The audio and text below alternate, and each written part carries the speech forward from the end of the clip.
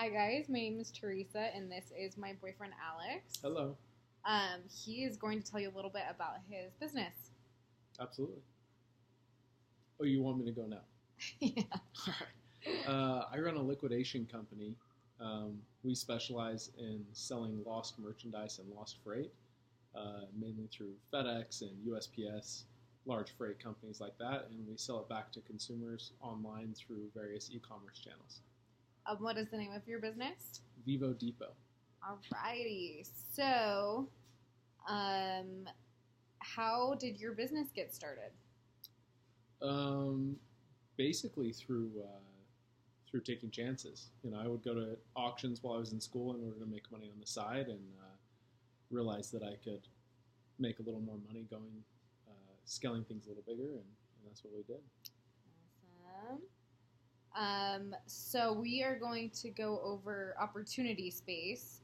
So the definition for opportunity space, because you are not familiar, is a market segment or area where an entrepreneur can create new value by filling in a void caused by market imperfection. So what do you feel like Vivo Depot does that has kind of filled a void for market imperfections of e-commerce in general?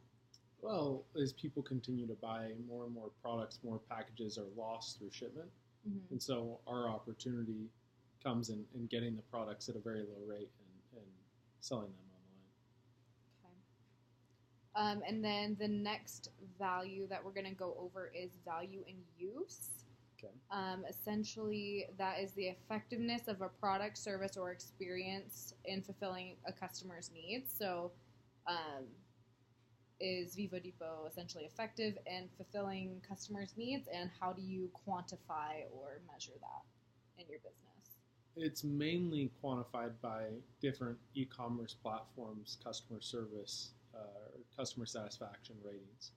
So our business relies on, or essentially maintains a 99% customer satisfaction rating in order to provide some value in what was it? To provide value. Value in use. Yeah. There you go. Okay, so it's essentially like a Yelp for Yeah. your e-commerce. Everyone's read the Amazon, eBay reviews. Right. That's a good thing to have. The next value we're going to cover is value in exchange. It's defined as the efficiency of a product, service, or experience in fulfilling customers' needs.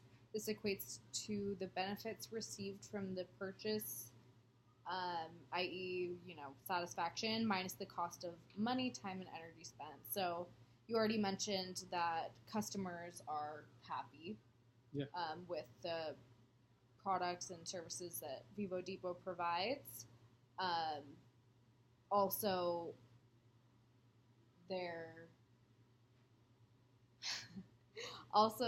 they're receiving goods, you said, at below market, so that kind of combines, right? Yeah. I mean, that would be our value in exchange based on the definition you described. Is they're satisfied, but they're satisfied because they're getting a good product and they're getting it well below the market value. So you're real strong in that. The next value is value in distribution, and this essentially is just measured by the availability, accessibility, and convenience of your product, service, or experience that Vivo Depot supplies for their customers. Yeah, it's accessible, but mainly through different e-commerce platforms. We've tried having our own website, and it's just a struggle in order to drive traffic through your own site. So we rely on eBay, Amazon, and other e-commerce platforms to sell our goods. All right, and that's proven to be more beneficial, even though. Yeah, for a business our size, if we were 10 times bigger, and we could drive traffic to our own site, and people would be driven to our site, then we would do it. Gotcha. But at this point, there's no point. We just go through eBay.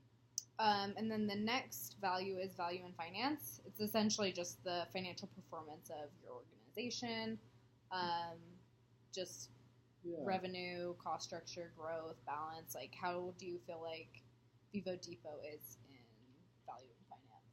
We have grown 40% over the last 3 years.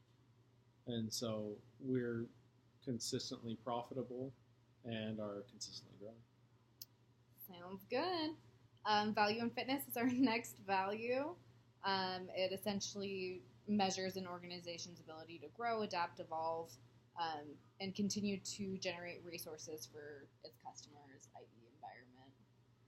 environment. Yeah, I think as long as e-commerce platforms that we're using adapt, then we'll be fine. We're a little reliant on those sites, but their whole business models are structured around sellers like ourselves. So right. So if people started to stop shopping online, we'd be in trouble. Gotcha. We could open up a brick and mortar store, but we have so many different products, it would be hard to drive customers there. But yeah, so unless people stop shopping online, which I don't foresee happening, then we have a strong value of fitness. Well, good.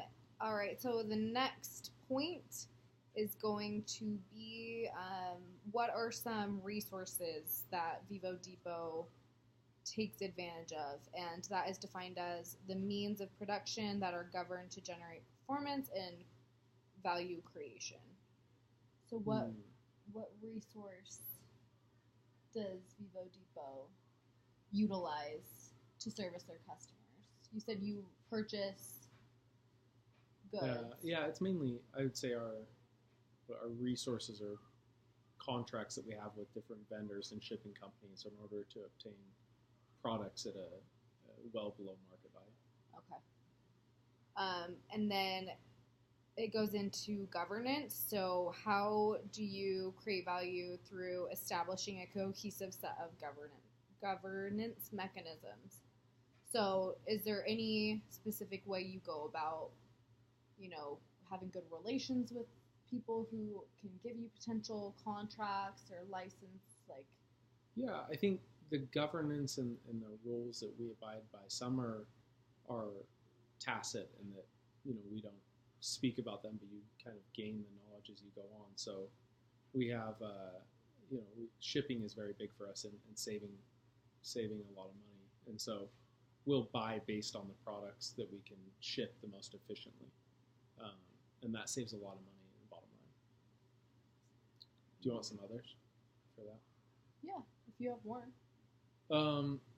Other rules that we have set in place are, not selling anything that is hazardous to the end user or maybe have been compromised, like health and beauty products that have been opened or pills that are unsealed or anything like that, chemicals that could spill in the mail. So those are pretty strong guidelines that we don't like to go against. Yeah, and by you having those set kind of mechanisms in place, you're saving, your customers' experience and therefore your business. Yeah. It's tough to give up the products initially because there's money in it, but the bottom line is you're saving hassle down the road with dissatisfied customers, not having return customers, and eventually like postal violations and things like that could shut our business down. Cool. Do you have any advice for future entrepreneurs? Like myself?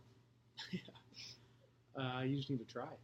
I think if there's a low barrier to entry into a business, that you just need to get your feet in the water. I think a lot of people let fear stop them from starting something. It's a little different if you want to start a chemical company or a pharmaceutical manufacturing company. Then I would say do your homework first. But if it's something that has a low barrier to entry, I would say you need to go for it as soon as you can and learn as you go. All right. Well, thank you for letting me interview you about Vivo Depot. Anytime. This is our first press, so it's, I want to just show you guys it's a big deal. That he put on a nice fancy shirt for the interview, but still has his basketball shorts on. So. I'm keeping it professional. Bye, guys.